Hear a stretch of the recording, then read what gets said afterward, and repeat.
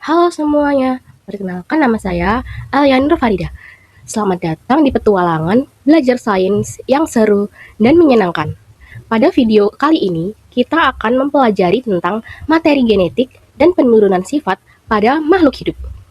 Pernahkah kalian memperhatikan bahwa wajah seorang anak bisa mirip dengan ayah atau ibunya? Atau mungkin ada anak yang memiliki warna rambut, bentuk mata, atau senyum yang hampir sama seperti keluarganya. Lalu, bagaimana sifat-sifat tersebut bisa diwariskan? Nah, semua itu terjadi karena adanya materi genetik di dalam tubuh makhluk hidup.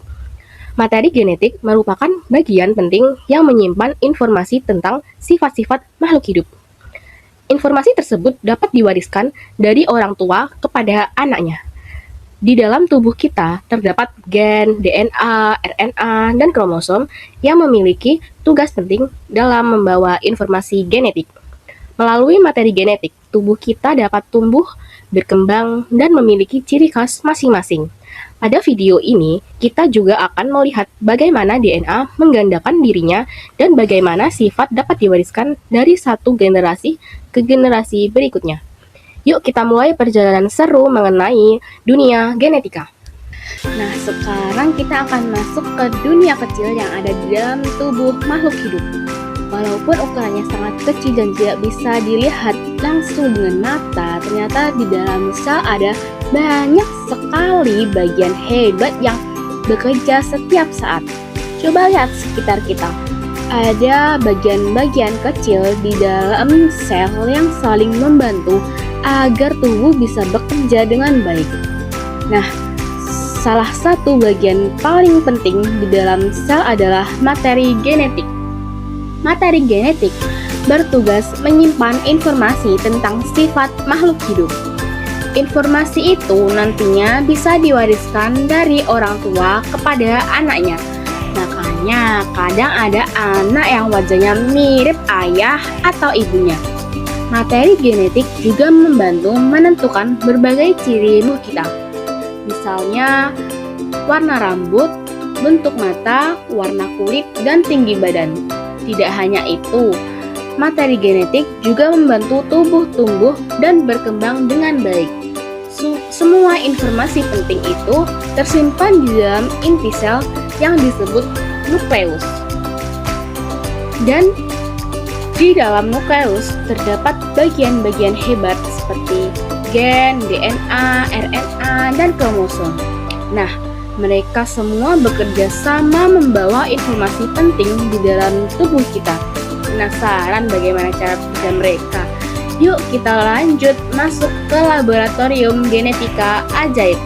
Sekarang kita masuk ke dalam laboratorium genetika ajaib.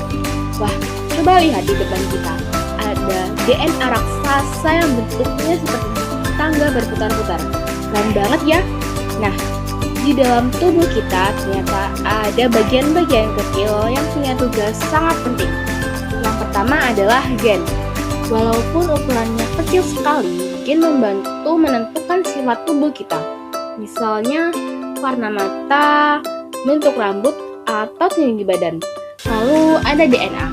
DNA itu seperti buku rahasia super canggih yang menyimpan informasi penting tentang tubuh makhluk hidup.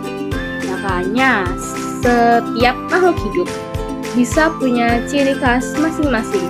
Dan coba perhatikan bentuk DNA. Lucu ya, bentuknya seperti tangga spiral yang berputar-putar. Selanjutnya ada RNA. RNA bertugas membawa pesan dari DNA ke bagian tubuh lainnya. Pesan itu nantinya digunakan untuk membantu membuat protein. Nah, protein ini penting banget supaya tubuh kita bisa tumbuh kuat dan sehat. Lalu yang terakhir ada kromosom. Kromosom adalah tempat DNA tersimpan di dalam inti sel. Jadi semua bagian tadi saling bekerja sama di dalam tubuh kita. Wah, ternyata di dalam tubuh kita ada dunia kecil yang luar biasa hebat ya. Sekarang kita akan melihat bagaimana DNA menggandakan dirinya sendiri. Proses ini disebut juga replikasi DNA. Pertama-tama, DNA dibuka oleh enzim helikase seperti membuka resleting. Lalu enzim primase membuat tanda awal agar DNA baru bisa terbentuk. Setelah itu, DNA polimerase mulai menambahkan nukleotida baru.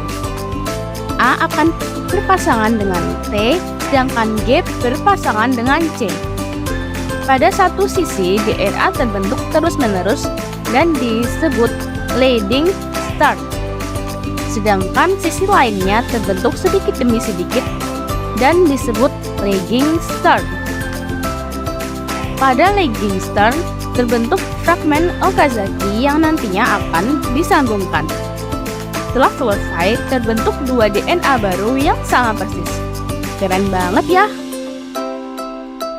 Sekarang kita akan belajar tentang penurunan sifat bersama Gregor Mendel. Gregor Mendel adalah seorang ilmuwan yang suka melakukan percobaan dengan tanaman kacang erbis. Suatu hari, Mendel penasaran, kenapa ya ada tanaman yang bijinya hijau dan ada juga tanaman yang bijinya kuning. Nah, untuk mencari jawabannya, Mendel mulai menyilangkan tanaman kacang erbis. Mendel mengamati bentuk biji, warna biji, dan berbagai ciri lainnya. Dari percobaan itu, Mendel menemukan bahwa sifat dapat diwariskan dari induk kepada keturunannya. Wah, ternyata sifat makhluk hidup bisa diturunkan ya. Kemudian, Mendel menemukan hukum Mendel pertama. Hukum ini menjelaskan bahwa pasangan gen dapat berpisah saat pembentukan sel reproduksi. Lalu ada hukum Mendel kedua. Hukum ini menjelaskan bahwa gen dapat bergabung secara bebas dengan gen lainnya. Karena itulah, setiap makhluk hidup bisa memiliki kombinasi sifat yang berbeda-beda. Contohnya, ada yang punya warna rambut berbeda, tinggi badan berbeda, atau warna mata yang berbeda. Tapi ternyata, tidak semua pewarisan sifat selalu sama seperti percobaan Mendel. Ada juga yang disebut penyimpangan semu hukum Mendel. Salah satu contohnya adalah golongan darah pada manusia. Wah, ternyata genetika itu seru dan penuh misteri ya teman-teman. Wah, tidak terasa ya sudah sampai di bagian terakhir. Sekarang kita jadi tahu kalau sifat pada manusia bisa diwariskan dari orang tua pada anaknya. Saat seorang anak lahir, ia menerima sebagian informasi genetik dari ayah dan sebagian lagi dari ibunya. Itulah sebabnya ada anak yang mirip ayahnya, ada juga yang mirip ibunya. Misalnya warna rambut, bentuk mata, warna kulit, atau bahkan senyumnya. Tapi walaupun ada yang mirip, setiap manusia tetap punya keunikan masing-masing. Karena setiap orang memiliki kombinasi gen yang berbeda. Wah, ternyata tubuh kita luar biasa hebat ya. Di dalam tubuh kita ada dunia kecil yang bekerja setiap saat untuk membawa informasi kehidupan.